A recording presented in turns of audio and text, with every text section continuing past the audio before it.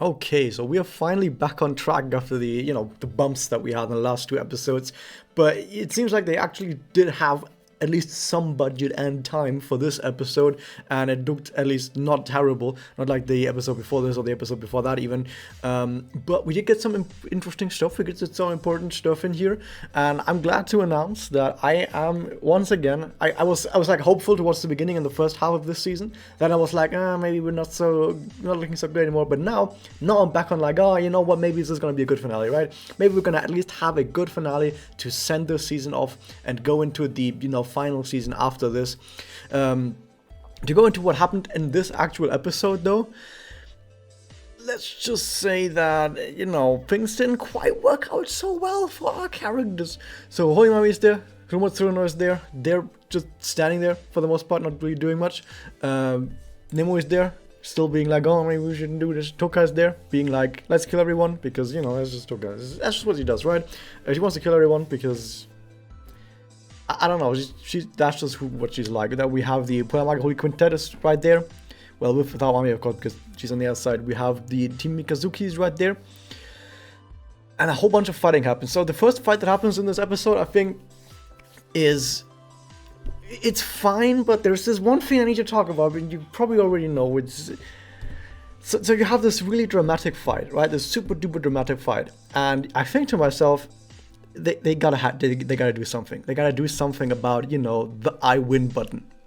If you have the super dramatic fight, you can't just have a character that has an I win button, because then the fight was just gonna be snap overdone. So they needed to, disable Homoda's time stop, and they just went like, yeah, it just doesn't work here because fuck, it just doesn't work here.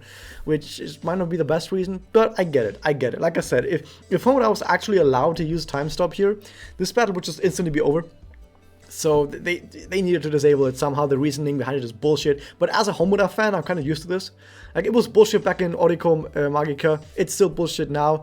But like I said, they gotta find a way to disable it somehow, because you can't have a serious fight when time stop actually works. So they have to take a break afterwards, after a little bit of fighting. Sana and Felicia are back and they do some cool stuff. They connect, they do some more cool stuff. They're doing pretty well now. And then we have some heartfelt scenes with Yachio talking to Felicia, and Yachio doesn't know shit.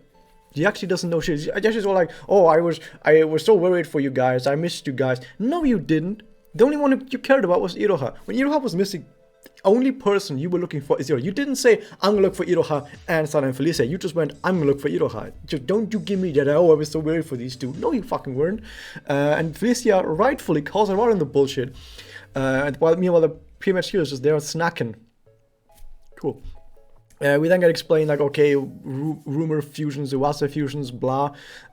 Here's a phone thingy towards Mifuyu, and Mifuyu gives them some more information. But first, we gotta check in with Moko and Mitama, who are having a, sometimes when you're married, you gotta go to the marriage counselor. So Mifuyu is right there. She's gonna be the marriage counselor, just letting the two talk the problems out. And Mitama gives a backstory that has some obviously fake parts to it, but that's for the second half of this review. The differences part of the review, where I go about what is actually going on here with Mitama's backstory. So if you want to know what the fuck is going on with Mitama's backstory, why are there lies and omissions in here, check out the second part of this once this goes live in like 1 or 2 days.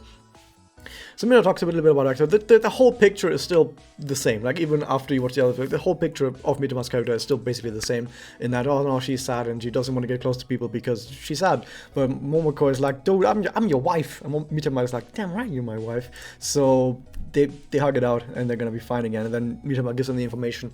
You gotta save her by connecting with her. And when you connect with her, you're basically combining your magic with her magic. And when you do that, you basically try and separate her from the rumor, like you rip her apart from the rumor. But if you rip her apart, you gotta make sure that you rip the right parts out, right? You gotta rip out just the actual person and not the rumor parts. You gotta make sure that you have a real understanding of who this person is, because otherwise you're gonna fuck shit up. So Yachio goes, "I know Tsuruno." No, you fucking don't. And then Sayaka goes, "I know Mami." No, you fucking don't. And Madoka is like, "What? Where do babies come from? I mean, what does it actually mean to connect?" Which, no one has actually told her. And I don't actually know if she can connect, because don't you need to be adjusted by Mitama in order to be able to connect, at least in the anime, in the game everyone can do it? I don't know. So Kurue is in this episode. We then move on to the Holy Mummy fight, where I was saying this before. I was saying this all this time. Even before this happened in the game, I was like, you know that Yachio can just summon infinity spears as well. So Mami's infinity's guns is not actually that impressive compared to that.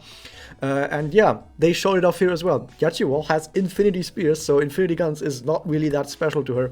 So more fighting happens, some connects happen, some crazy stuff, some actually good looking stuff happens here. We have the Sakuga guy again from the last few episodes, or the episodes before the last few episodes, doing some more super Sakuga with the crazy lighting and stuff. This time, it's easier to follow what's going on. So that's an improvement.